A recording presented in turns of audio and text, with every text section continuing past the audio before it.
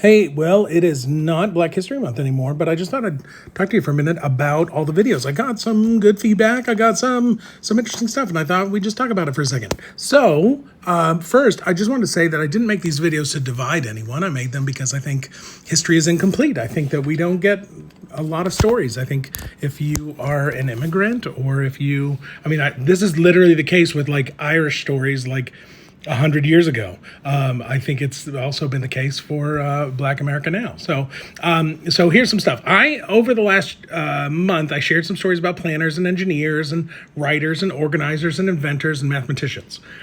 People who built systems, people who moved history forward. Most of them weren't household names, and that was the point.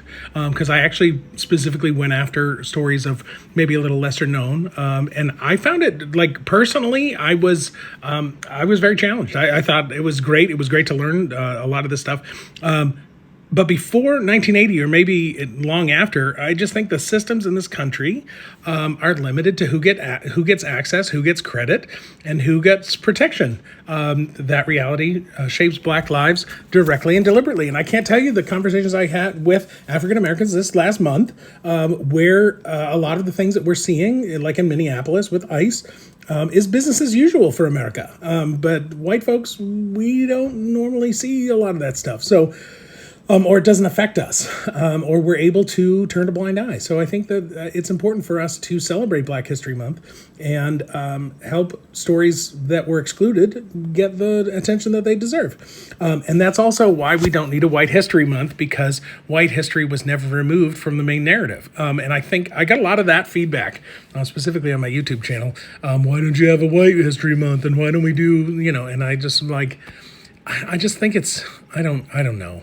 I also think that the month is not about guilt. And I don't think we don't have to carry shame for history in America. I think we do have to be honest about it. I think, I'm not responsible. My immigrant family came in 100 years ago. I don't have anything to do with slavery in the South or in the North or anywhere in this country. But that doesn't mean that as a white person, I'm not in that system. I benefit from that system quite a bit.